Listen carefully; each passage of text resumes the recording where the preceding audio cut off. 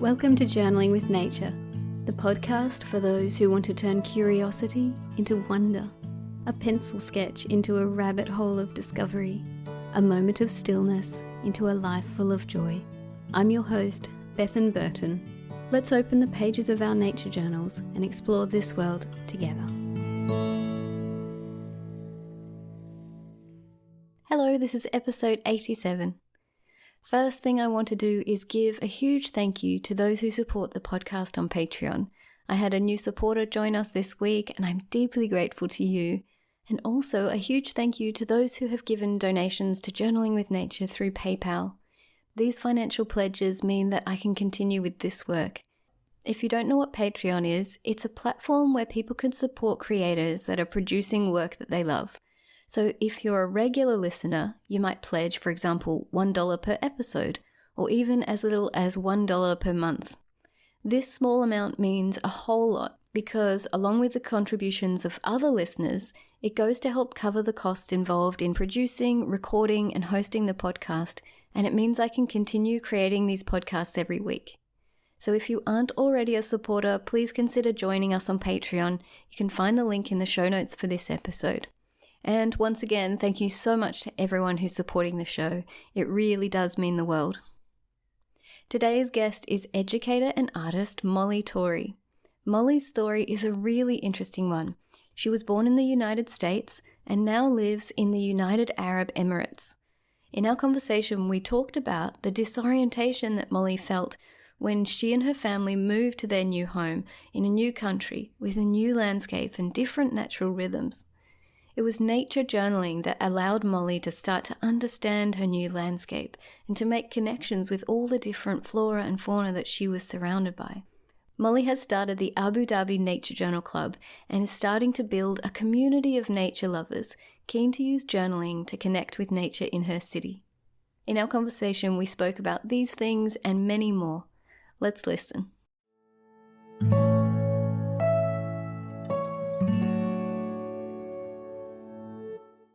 Molly, thank you so much for joining me on the podcast today. Thanks so much for having me, Bethan. I'm so pleased and just so excited to be part of what you're doing. That's so sweet, and I can't wait to hear your story and listen as it unfolds. And as you know, I always begin with a description of my guests' early nature experiences, and I wonder if nature was a part of your childhood. Yes, it was, and I'm so thankful for it.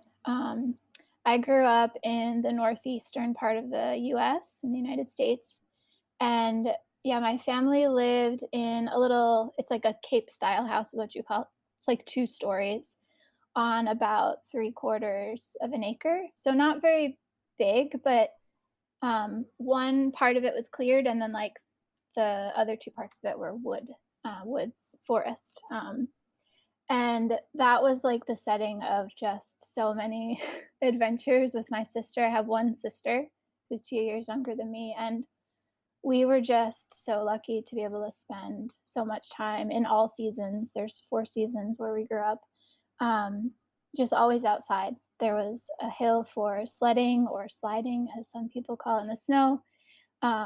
And then there were autumn leaves to play in, and there are all kinds of places to make forts and play pretend.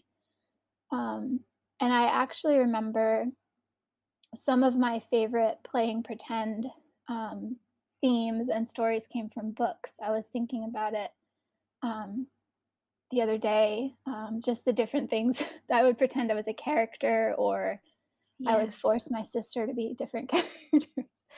But a lot of them had to do with just being outside and living off the land, and a lot of them had to do with, adventures. One of them was my side of the mountain. I don't know if you're familiar with this story. I don't know that one. Tell me what it is about. So it's about a boy that ran away, actually. So that part is not like a positive role model experience. But he ran away to the Catskill Mountains. And the book is just rich with so many descriptions of how he used things to make a shelter and found food. And he had this falcon that he learned to like hunt, like he trained it basically. But it's all very like realistic. Like it could have actually happened. I think some of it might be based on a true story. But I was totally just infatuated with this idea of living off the land um, and I think some of, like, the more classic stories too, like, of, Little House on the Mhm. Prairie and, let's see, some shows, TV shows like Lassie, like the old black and white Yes. Lassie used to be on one of the channels we had, and that also had just a bit of, a boy and his dog and going off on adventures, so that often made it into my imaginary play in our backyard. That's so sweet and so exciting, and you've reminded me of something that I used to do with my family, which is that we used to play the Famous Five. It's an Enid Oh. Blyton story. Do you Oh, know this one? yes, yes. It's some kids and they just roam around with their dog, and I can't even remember much about it, but I remember playing the Famous Five and going out into the paddocks with my family and my grandmother, and yeah, this whole idea of, like, nature play inspired by literature is something really quite Mm, quite deep, isn't it? yeah, definitely. I love those stories. Tell me about creativity in your young life. Has creativity always been with you too? Yeah, I I just remember being when I was inside, there were books and art supplies, Mhm. and the art stuff, it wasn't always, it was just kind of things I picked up on my own, just even simple things like coloring books that you pick up at the Mhm. grocery store. Hours just using crayons, and watercolors and markers. I also went to a public school where there was an art program once a week, which was really special to me. And I think that often fed more ideas for myself. And I particularly remember and have at my dad's house where I grew up, there are some samples of my childhood artwork, and rainbows were a very prominent theme. And I just met a little girl here in my city that she was doing everything in rainbows, and it made me think of that, about my, like, what that is about it, like, or just arranging the crayons even, like, in the rainbow. It's just so satisfying that it's set up that way, and I'm seeing your color wheel and color test Yes. behind you, and so it's just so fun to still see that rainbows are, yeah, just so awe-inspiring still to this day for me. That's so cool. Do you remember, so you remember creating rainbows. Do you Mhm. remember being inspired by seeing rainbows? Was that something you used to watch out for as a girl? Yep, I remember rainbows. I remember being afraid of thunder and lightning too, and Mhm. my dad and I think my mom, but I most remember my dad helping us figure out, like, how to count after the Yes. lightning to hear the thunder, and then all usually in the summers, there might be a rainbow. Like, you could see from we lived on a hill, and so we had a great view after a storm would go by to see if there was a rainbow somewhere. And that was just I think that was part of him, helping me calm my fears, but the rainbows, yeah, I definitely remember looking for them, drawing them, wanting to understand how does that happen, um, which yeah, and playing with prisms, I think we did that in some school Mm. classes. Just remember being totally amazed by those things. And so you studied wildlife ecology at university. Tell me about this next step. Yes. Yeah. Oh my gosh, it was so much fun. I went into university with kind of a more general biology degree because I had some, in my teenage years, I had some battle like about should I try to go to art school or should I, do this other love of mine, which is science and nature. And so I chose the science route, um, but I always tried to fit in art and creativity whenever Mhm. I could.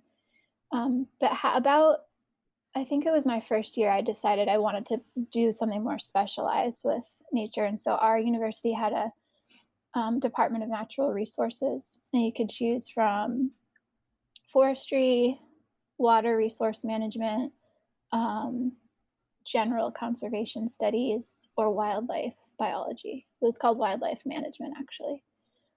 When I took it, I think they might have changed it. Yeah, so the wildlife program was it was more of an intensive study about the habitats and ecology and wildlife of like generally our region of Mhm. the US. Um, but we just had amazing field trips and had to learn like all the common bird species, all the trees and shrubs, and we just had so much time outside learning from amazing people that just loved what they're doing, and there's just a special community in that too. I think it was a really special time in my life in many different ways, but I just feel so lucky to have had the chance to do that. um, Yeah. and some of my favorite memories were just from going out and birding with a group, and just all by the end of the semester, all of us just being total nerds about this what we were seeing and wanting to spend like all of our money from part-time jobs on buying a scope or like so it was amazing. It was amazing to be in community with people learning at that level. And so after I got through some of the harder parts of my course, I had some extra electives, and I back into art studies and was able to take some painting and drawing. And I actually took an elementary art education course, which was kind of just a whim, but it got me involved in a school nearby where I did some observation hours. And then after I graduated, they hired me for some part-time teaching, and then it eventually became full-time. So I taught art at a small school for 4 years before we had our first son. And that was just kind of a really amazing transition in my life to be able to incorporate some of those things, not necessarily use my degree. There was a little bit of guilt from me, not really from anybody else, thankfully. Mhm. Um, and in between those things, I was able to work at some environmental education day camps with the Audubon Society in our area, in our region. But a lot of those things were part-time. I was trying to figure out how can I still do both of these things that I love, and then adding the education piece became another passion. So yeah, all those things kind of melded together in my 20s. Mm. So tell me about this really big life change that you made when you moved from the United States to the United Arab Emirates. Yeah. So my husband, like I mentioned, we met. Well, I didn't mention it yet, but we were both in the Department of Natural Resources in university. That's where we met, and he studied Okay. water resource management. And he had a couple different jobs after graduation for the government and for the state, but we just started learning a lot about the global water crisis. And he decided he'd like to be part of the solution, use his skills to be a consultant. So part of our moving was to be in a place that was closer to areas where there were higher needs for development.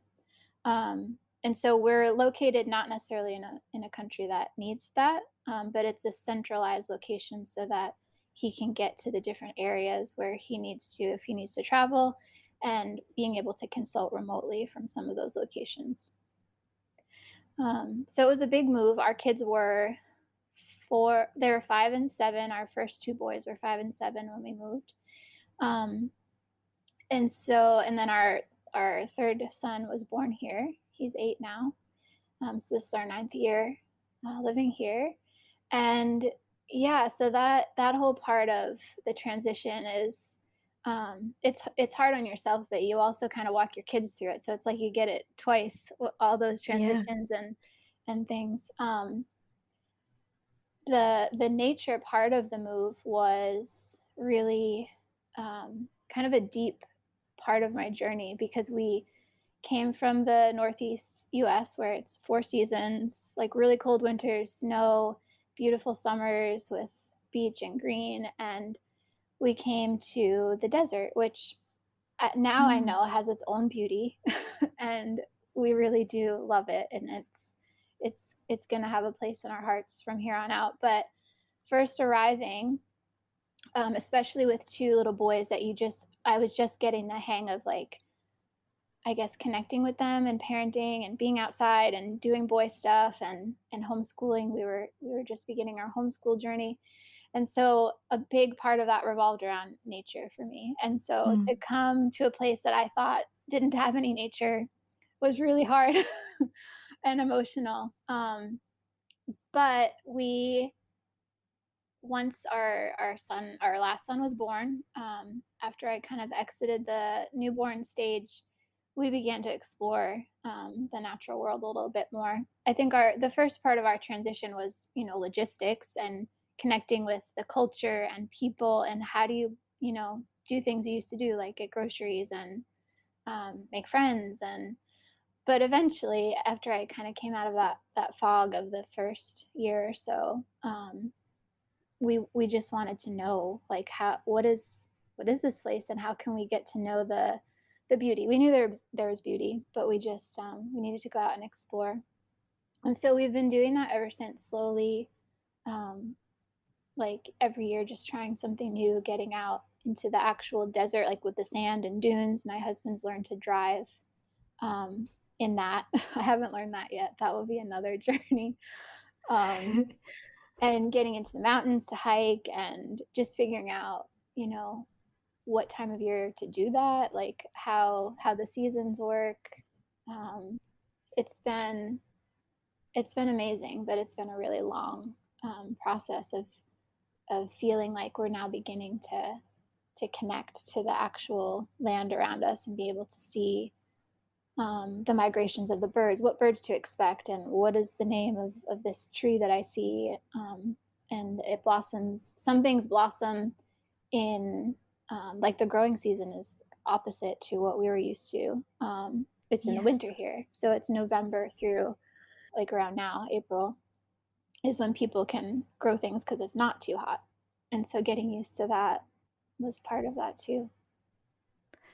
This is an incredible story. So your husband has no connection with the UAE historically? Is he American? Yes. So it's Wow. like a regional hub for being able to Okay. connect to other places in the world, basically. So his projects are in the Middle East and Sub-Saharan Africa and Yeah. Southwest Asia. Wow. So for both of you and for your children, this is really, like, I'm thinking of nature journaling and how that helps us have new eyes to look at very familiar things in a new way and with surprise and delight. But you literally are seeing everything new. Yeah. So you're in that state of like amazement and wonder just because everything around you is completely different from what you knew. Yeah. Yeah, I would say it was wonder. Some of it I think is disorienting though. Like Yeah, okay. there's a disturbing side of it when Yeah. you don't know what to expect or what to I mean, you can go through your indoor life and live and survive Yes. and connect with other humans and things, but there's something about knowing what's coming in the next month, or Yeah. yeah, the weather patterns, like the wind, and The rhythm. it does rain sometimes. Yeah, rhythms and Mhm. seasons, and how they're tied to our some of our traditions. And it's really deep. Like, Yeah. it was really a deep experience to realize how much I relied on those things um, as a part of, yeah, my identity. Yeah, and probably subconsciously, we all have these rhythms that we live by, but don't necessarily consciously think about. Yeah. And then when you're transplanted away from that, yeah, disorientation sounds like a really good word for that. And Yeah. now coming back into it and trying to discover what's around you. I'd love to hear some stories about, like, actually what you see when you go out Yeah. into the desert or just open the door and what do you see? Yeah. So around us, we live in a neighborhood where there's um, the parks are the greenest thing you'll see. So there's many green areas that are, manicured. Like, it's nature, but Mhm. it's manicured and it's beautiful, and they do a really good job taking care of it. There's a lot of ornamental trees from different areas, not a lot of endemic species, but the the things they've brought in from, like, South Africa, they can do well here. And so there's a lot of beauty in the parks, but we realized pretty early on that it wasn't the same feeling for us in nature, to just be in a park. Mm. And so we Mhm. started to explore the seashore, like the ocean habitat here is our country's on the Arabian Gulf, and so it's quieter water. It's not the big stormy waves and things that I was used to living on the Atlantic, but we've grown to love that too. There are mangrove forests that we kayak in and that we can just sit nearby that are really special places for us now. They're just full of birds and crabs and fish that you can like actually see and touch if you want. And um, that's kind of like the upfront and the front row seat to nature as far as I have experienced it. And then we have gone out into the desert where all you can see is sand, and there are Mm. humongous dunes that are so fun to just climb on and tumble down and slide down, and they just go on and on and on. And the mountains are really special too. They're most of them. There is some rain here, usually a couple times a year, and more in the mountains actually. And so parts of the year there will be wadis or like rivers um, running through some parts of the mountains that you can explore there too. And there's frogs even. That was a something that was we never expected. There's dragonflies. There's all kinds of aquatic life. It's more temporary, but there's so Mhm. many ways they've learned to survive there and flourish. And then there's snakes and scorpions and scary things. They have become less scary to me as I've known people that study them and go out and kind of like look for them on purpose to just understand them more. But um, we haven't seen very many on our own that have like frightened us, thankfully. So, but yeah, there are some creepy crawlies that I've been trying to get more used to. And yeah, the insects and birds, I think, are the things that I first kind of clued in on. Like, oh, there are things here that I want to know about, and I see these all the time. And what are they? And I want to know their names, and I want to see what they do, how they behave. And so those are easier things to kind of take notes on and get into my journal, are the insects and birds, and even some of the plant species. And Wow. there's a long history of people that have studied these things here. I mean, the country itself is only 50 years old, which is really amazing when you think about the amount of change that several generations here have gone through in that short amount of time. Mm. A lot of people I think that I found that have grown up here, they also feel disconnected from the land because Mm. things happen so fast. But there are people that are doing really good work to preserve that part of the heritage. And so I've just gotten connected with a few researchers, and there's a natural history group here that's like a wealth of information. And it made me feel like I was in college again. I got to go out with them to this wetland reserve. Um, and they were, walking along and just spouting off the scientific names to everything. And it made me feel like, oh, these are my people. It was just great experience. So there is a lot of information that people have done over the years. But it's not all tied together like it is in other places. It's not all compiled for the general public to enjoy at this point. It's starting to Mhm. be. But so there are some field guides coming out. Like there's a group just made one on the butterflies that live here, and there's one on the wildflowers here. And there's been bird field guides for a while for the whole Arabian Peninsula. So those have been treasures for me and our family to just help us in our explorations. Wow, that is so interesting, and it just brings up in my mind that your nature journal and just nature journaling in general and bringing that in is going to be something really connective, something really important for like tying in all that information in natural history and culture that you were just talking about. Yeah, I really hope it is. It would bring me so much joy to have that be a tool that people can use to keep learning. I mean, I tell people like I'm not even from here. I'm just learning. And so I feel like Yeah. that breaks down some of the intimidation people might feel about, I don't know, just pressure to be scientific or to be even an artist. I know that Mhm.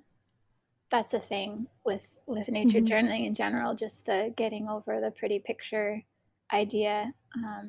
But yeah, it would mean so much to me to help people connect with that tool. Well, tell me the story of how you came to nature journaling. Yes.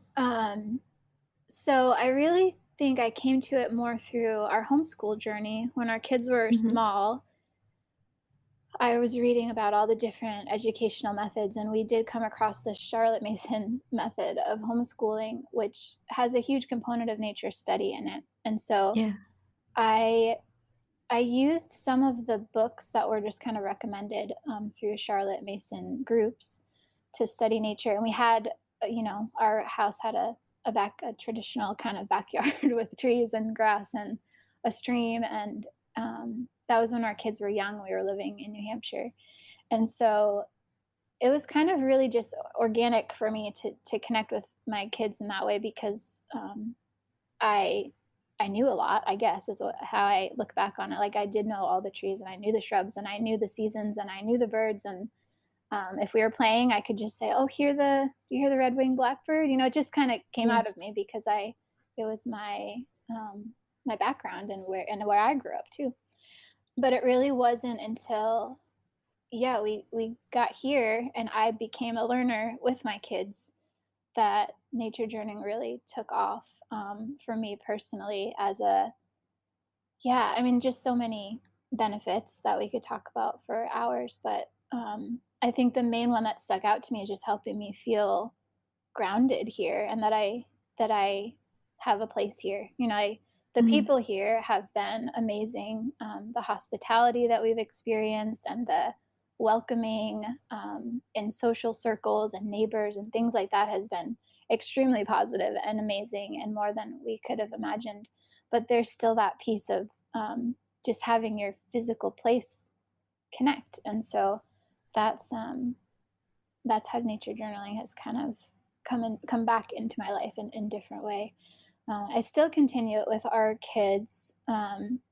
They're older now, like the two teenagers have their own ways that they like to do things, and I am on a journey of trying to respect that. Um, and it's easy most of the time. They're great and they're developing their interests, but I want it to be available to them as a tool Yes. if you know if they want it someday. I would have loved to like lay a foundation of like what's possible. And so instead of like forcing them to come out with me and do it, I try to sneak it into our schoolwork sometimes. So I will assign them things. But what we found wonderful actually are the Nature Journal Connection videos that John Muir Mm. Laws has been producing. We put one of those on most of the school year. We watched about one a week, and we would just they get a chance to learn from him, and I'm kind of out of the picture, and I'm learning, and so it was just a great fit to have an engaging video with John Muir Laws, and if they want, they can go out and do that activity, and also just kind of building that into their brain as a toolbox that Mhm. someday if they get to university and decide they want to, you know, study like the trees and the birds, then they'll have all these ideas and ways to learn that. And with any subject, really, I mean, it's the process is, yeah, just observing something closely. And so it Mm. really is a great tool for all learning. Yeah. Nature journaling just matches so well with education in all settings, but especially homeschool because it's so gentle, it's so flexible, it's something you can bring in piece by piece. And yeah, Yeah. I like hearing that. I'd love to hear if you have any like experiences or tips or things that you encountered that were challenging or things that were really enriching that you went through with your kids as they were when they were young or even now as they do it bit by bit. Yeah, I think the main thing that I feel like is universal is the drawing piece and the Mhm. hesitation to make it look a certain way. just trips people up so quickly, even at such a young age. Yes. And so I would say that that's been a challenge. And I have just tried to use the advice of others in saying, it's not about the picture. It's about your observations and your responses to what you're seeing. And if you'd rather do it in words, you can do it in words. And if you see something, you can try to make it a diagram, or you can trace. So trying to offer all of these other solutions that minimize that part of it. And some of my kids were more into drawing than others. Like, I have two that Hmm. really have enjoyed drawing, and one that is quite skilled at it but doesn't enjoy it. And so I think, yeah, being a student of your children, and letting them be who they are in these different contexts of learning. Nature journaling is a great way to see how they think, as you present them with prompts and ideas. Um, I would think that most kids would have their own way to do it if you give them the space, and that's not always possible in different contexts, but with homeschooling it often is. And so, yeah, I guess that's my advice. I mean, honestly, I feel like I'm still, every time your child goes through a developmental stage, you have to, adapt as a parent. And so I'm definitely still learning how to connect and join them in their educational journey as they become a little bit more independent. It's a scary stage to have teenagers, but I'm really thankful for so much of the experience that we've been able to have together, and that I could be part of that and watching them, light up about things. So, Yes. yeah. That's beautiful. I love the way you phrase that about letting the nature journaling experience show you how they think and how each one of them is different, and being the idea of being a student of your own child is very, very beautiful, and I I completely agree with that. As a parent, it's easy to go into it thinking, "Oh, my kids will be just like me, or they'll just be little nature-loving artists, da da da da." You just have this idea about what Yes. your kids are gonna be like, and they completely surprise you, and they're completely their own people, and so we're constantly evolving with them and watching them and Yeah. realizing that they're not what you think they're gonna be, but they're a complete delight, and being a student of your own child is a beautiful idea. Yeah. I think it's a lifelong journey. So now you're running nature journaling workshops with your homeschool group and other groups in the community. I'd love to hear about this unfolding of beginning to teach nature journaling. Yes. It's been a slow start, and that's been intentional, because I do still want to be, um around my kids, and I have Mm. responsibilities to them still. So it's intentionally slow. I'm still trying to figure out how much time I have to offer it, actually. But I know it needs to be part of my schedule, and my own practice of it needs to be ongoing. And Mm. so to think about offering it to other people, like, just those two things are a lot, actually. Like, having the homeschool piece and the parenting piece, and then your own practice, like, that's taken me 16 years to get to Yes. this point. Like, not that I've arrived, but that I feel like I know that this is what I want to do, and I'm willing to work my schedule out and my commitments to my family and my kids around it.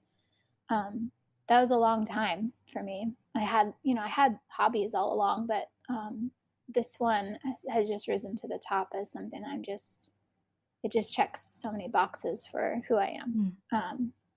So offering the nature journaling to other people came first as like a request. I have taught art classes before, and I've taught science classes before. And so just combining them, there were people that just said, "Hey, can you show me how you did that, or what's that about?" And at first I was just like, "Well, there's all this stuff on the internet that's, available to you, so just learn it there." Like, that's the best way. There's so many amazing people, just being able to offer their resources online. But um But one part of it that I really have grown to love as I've kind of tried to do a little bit with my kids and been part of, I've been on some of the calls that John Muir Laws offers, and just the community aspect of those gatherings and being part of the Wild Wonder conference I participated in that last summer. The community aspect of it just really gets me excited, and Hmm. I I want that for myself, like, more than I have right now. And so part of me offering the workshops and starting the Nature Journal Club here in my city is selfishly for me. Like I want people to be around and enjoying things and learning together. And so I'm willing to take some steps to put into that to help it start because I couldn't find it. There is the natural history group, and Yes.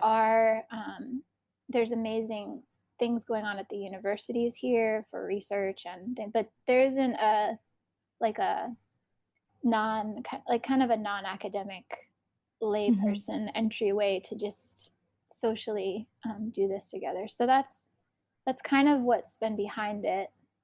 Is my I have a little bit of time because my kids are older. I want the community for myself, and I enjoy just seeing other people catch on to it. And I truly think that it's like holistically good for everybody. Like I don't need to be convinced that, like, I just know it's good for everyone. It's good to be outside. It's good to use your brain. It's good to be with other people. It's good to just sit and observe and be quiet. And so all of those things I think are really attractive. Um, and so it seems like an easy product to get people to enjoy. So I hope that it grows. Just taking my small steps to make myself known, I guess, and to try to Hmm. do a little bit of background education work on what is nature journaling, and why would we do it, and um, so that's kind of the stage I'm in right now. Yeah. And so you've started the Abu Dhabi Nature Journal Club, and I'd love to know about this experience and how it felt, and maybe for people who look around and don't see a club in their city, what would you say about just making one for yourself? What was that experience like? That was, I mean, similar. Like I'm kind of selfishly motivated to create a community for myself. But I think just having the interactions with the Nature Journal Club online, um, Mhm. through through John Muir Law's website, and there's a calendar of all these things going on, and realizing that it is nice to do things online with people, but it's a totally different experience to be face to face, It is. and the level of time and like intimacy that you can create, and the amount of information, I guess, even that you can learn together is so much greater. um, so I think that's why I was more willing to say, I do want to do this. I don't really know how. I have Mhm. limited time. And John Muir Laws also, he has resources for how to start these things, and I just kind of Mhm. followed the lists of directions he has on his website, and Mhm. he emailed me personally too, and just said, "Here, like I'm excited. Let me know if I can help." And so I mean, he's amazing. He's a Mhm. resource for all of us in all different ways. But yeah, I guess thinking about other people that might want they're thinking about it, or that they don't have one that they participate in, I would just say don't be afraid to start small. Like I'm only Yes. the events that I've had so far have only had a few people come, um Mm. and that feels right and normal, and probably just what I can handle anyway right now. And so but it does, I feel like by the nature of it, it is probably something that will start small because Mhm. it's so personal. And yeah, so I'm excited that there's lots of room to grow. This is beautiful. I'm so excited for you, and just the idea of connecting with a new community as well. Mhm. I know that you've been there for many years, but just opening up more community in your life really Yeah. cements you in a place as well. Yeah, and it feels like I'm offering more of, like, who I am. Like, there's a part of moving to a new place, and especially a new culture, um, where you do a lot, like, and maybe even just, my personality is I am an observer, and so a lot of Yes. our first years here, I was learning and not I didn't forget about myself, but there's a part that you just want to know how you fit in and how you, what parts of you are going to be valued here and what parts of you are Mm. maybe misunderstood, or there's all Mm. those new things. It's like it's kind of like a, like a middle school, junior high student, going to the first day of school or something. It Yeah. has that kind of flavor sometimes. But um, yeah, I think it's been really special for me to just feel like this is definitely part of who I am, and it's definitely across cultures good for everybody, and so it feels exciting to make that connection after so many years of just wondering, like, there's a transient nature, to especially to our city and our region. There are a lot of expats that live here just for a few years and then they go, and so that whole dynamic is a bit challenging too, for community in Mm. general. Mm. Um, but yeah, I I think it's just a great part of my journey. Mm. Tell me about how nature journaling and stewardship are connected for you. I mean, it's been said before many times that, like, you'll if you love something, you'll take care of it. That Mm. idea, and that's made sense to me.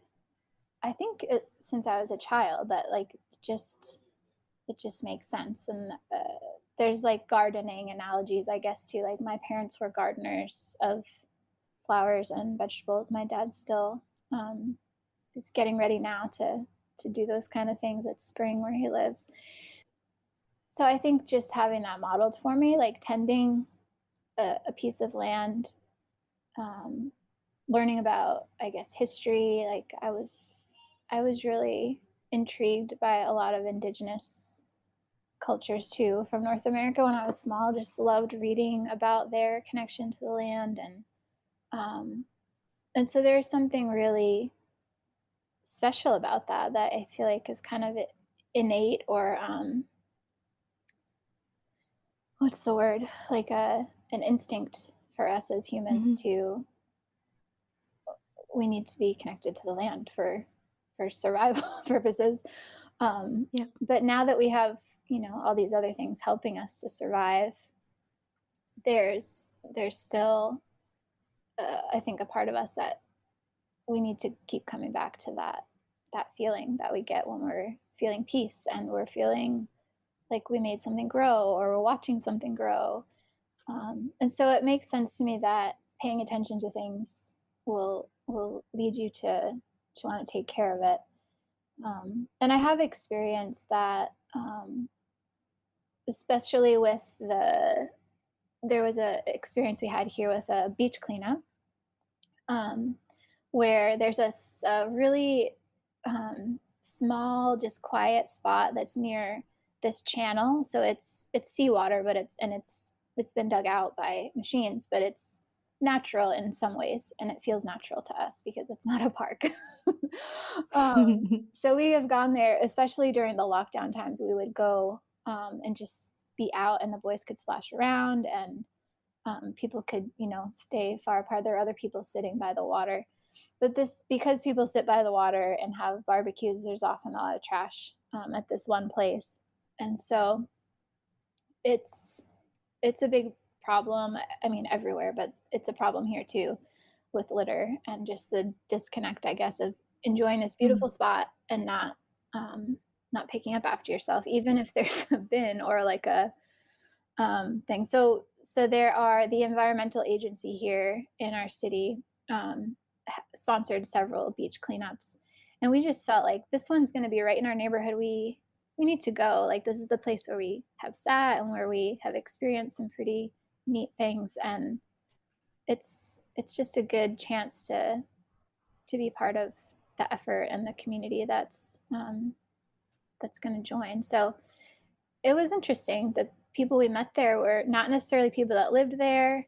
Some people weren't even had never even been to sit at that spot, but they had heard about it from, Instagram or from the social media links because they're already connected to what the environmental authority, the environment agency is doing.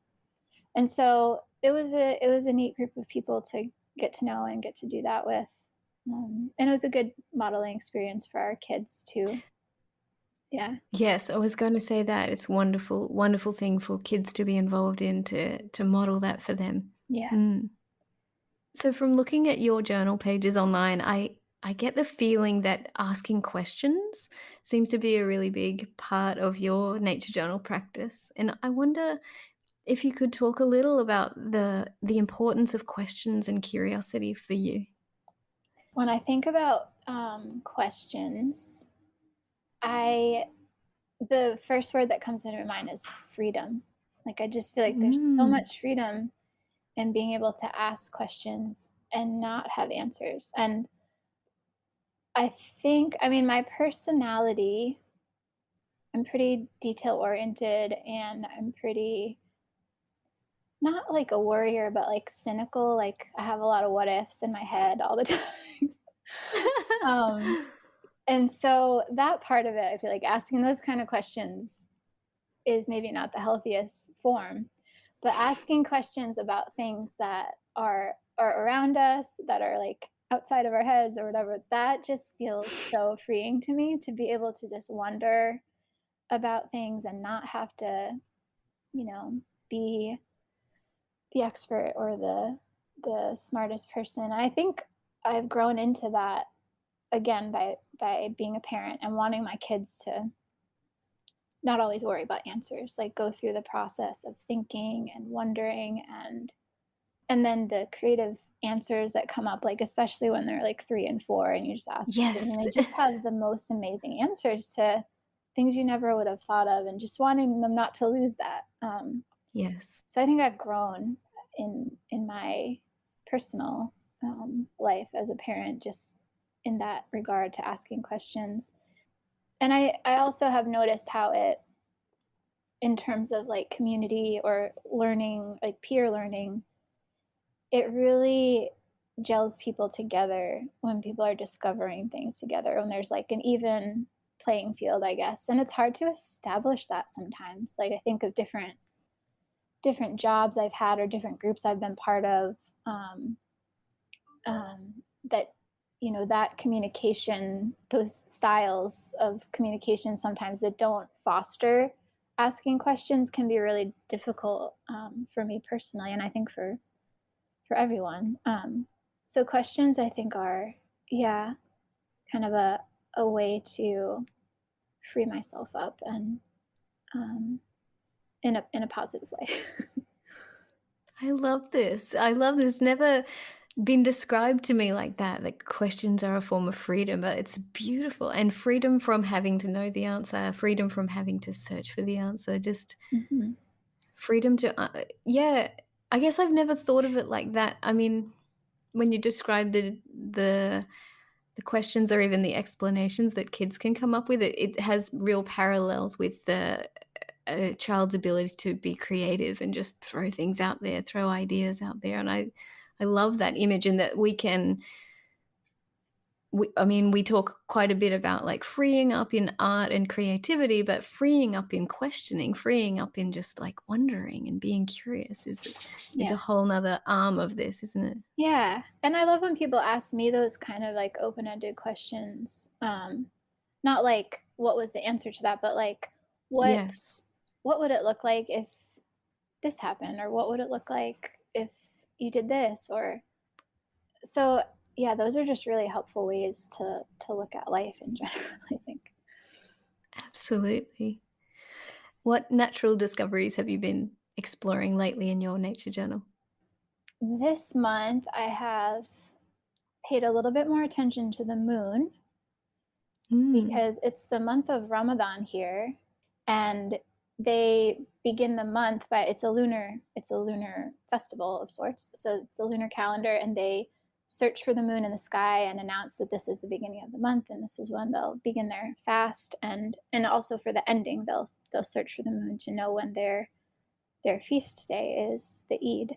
And so I realized that I've taught my kids some astronomy things, like we've had books and things, but I've just never delved into the moon. And so I've just been learning the different ways you can chart the moon, and pay attention to its shape and the angle on the horizon and when it rises and when it sets. And that's been fascinating, and I hope to do more of that.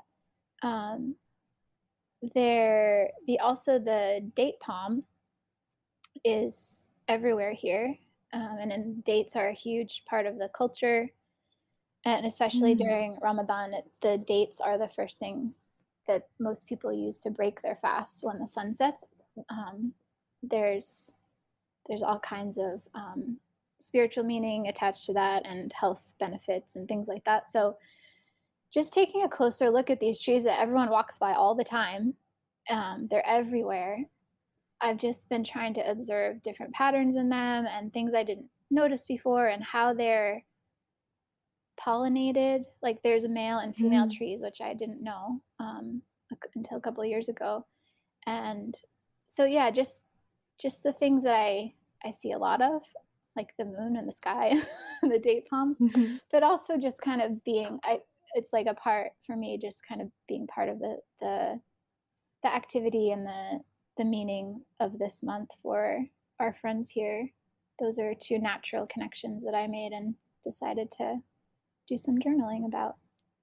I also did your Sky Skipito workshop from Wild Wonder, like it was last week or 2 weeks ago. 2 weeks ago I did it, and because I was thinking of the sky, and I loved your presentation of, the sky is always there. Sky is always with us, and you had just beautiful demonstration of your watercolor techniques.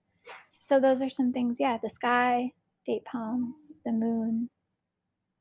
I love that. I love that description of how, culture and nature are a part of each other. And it's beautiful to sit with those observations and to watch how those things are one and the same, really. Yeah. Molly, it's been amazing to talk to you. Thank you so much for joining me on the podcast. Thank you, Bethan. It was amazing.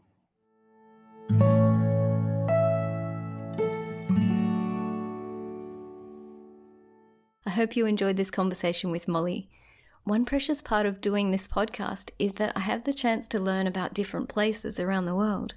It's the reason why I often ask my guests to describe what they see when they step outside. I knew almost nothing about the United Arab Emirates, and it was amazing to listen to Molly describe the seashore and the desert and the mountains and the parks that her family visits. I was really interested also in Molly's association between questions and freedom.